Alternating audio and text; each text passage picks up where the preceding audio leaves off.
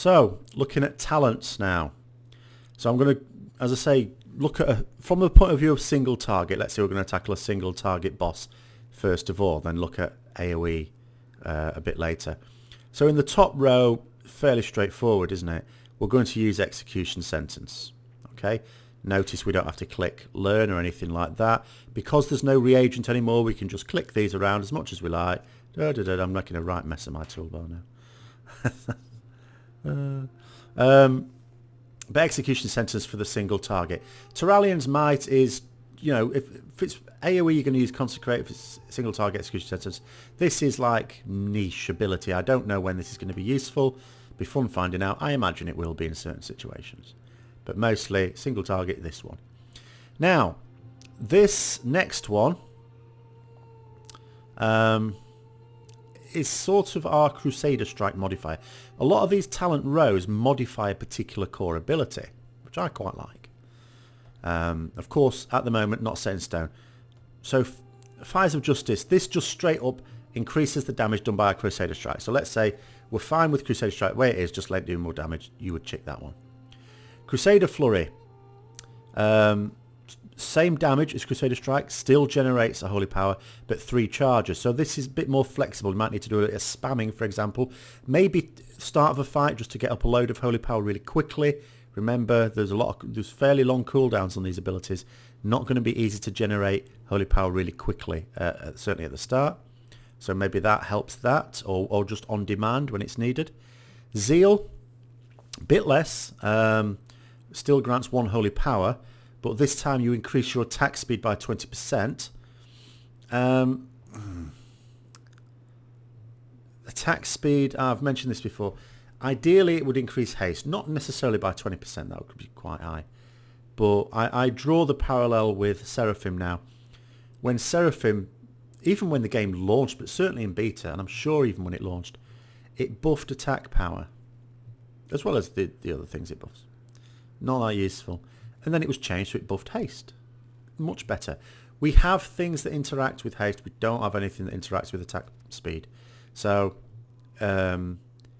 if we're swinging faster, great. Okay, we're doing more weapon damage. We're not really doing... Nothing else is interacting with it. Now, for single... Again, you could choose either of these. I am thinking I'm probably going to go for this one just because you can spam it a bit more, especially like so when you're leveling. I'm thinking probably this one. We'll wait and see what happens to Zeal a bit later on. Okay. So I'm going to say Crusaders Flory. The next one, we know which one we're going to go for. It's just the same in Lies. Repentance. 15-second cooldown's not bad. But yeah, incapacity and dealing up to a maximum of 25% of the target's health. So it's better than it is now, but it might see some use in dungeons, possibly. It is still a cast though. I would, but certainly for leveling, we know we're going to use this. Fist of Justice. So every time we use a holy power consumer, we're going to reduce the cooldown by 10 seconds. So it's sort of like the current one where it just halves the cooldown. We might even get it lower if we're able to spam holy power consumers quite a lot. But I mean, I think it's going to be the go-to one. I'm not going to go through all these in detail. I'm just focusing what I think will be the single target ones. Right, so this is now modifying Blades of Justice. Straight away we're not going to have that one because that is an AoE one, so that's quite easy. So it's really a choice between these two. This, again, just like this one for Crusader Strike, just straight up increases the damage of it. So if you're fine with Virtue's Blade the way it is, click that. This one does basically, it is half the damage, isn't it? Let's have a look. Effectively. Because when you... it's less. Hold on. Let's have a look at this. Oh, it's... 21k, obviously increased by 25%. That would go up to like 26 and a bit k, maybe 27 nearly. This does a lot less damage. It's half the cooldown, basically. It is half the cooldown and generates half the holy power, but you'd use twice as much, you would think. but it does a lot less damage. It's holy damage though, rather than physical damage. So, you know, certainly against an opponent with high armor, you could possibly take this. Also, you have the benefit if you're finding a lot of downtime in your rotation, then this might help. I'm not sure, maybe those two might not synergize all that well, the Crusader Flory with the charge and this, especially at the start of a fight. Oh, who knows, who knows. It'll be a case of suck it and see, I suspect. By the time this goes live, we'll know a lot more number crunching will have been done on it. Let's just have a look at this.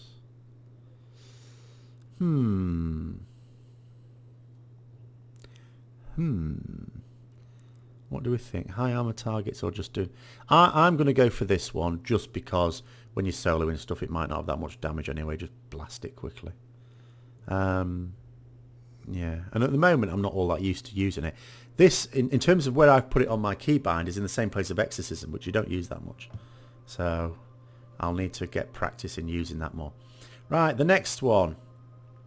Judgment. This replaces, this sort of enhances judgments. So you can either increase the debuff. Okay, so this debuff does cause the target to take 30% extra damage from your direct damage abilities, basically, or the core ones. You can make it take 40% more damage. Okay, that's possible. Now you can make it generate holy power. So this could make Judgment generate a holy power, or of course your AoE one can actually spread the effect across all enemies within 8 yards and increases the duration by 100%. Because one thing we notice if we look at this is 11.8 second cooldown on Judgment with our current haste settings. It lasts for 6 seconds though, so it's like half uptime, just over. And that's assuming you can hit Judgment whenever it's up. So, but for single target, you'd presumably open with this, which means everything else do 10% more damage. Is that better than it causing a holy power? Extra 10%, what do we think? I think, especially we're using this, yes. So I'm going to go for that. Then this one is not going to do anything damage-wise. Blaze of Light, quick and powerful heal, replaces Flashlight, so it does more healing, basically. Let's see if it's the same mana. It's the same mana. That was doing just over 30k.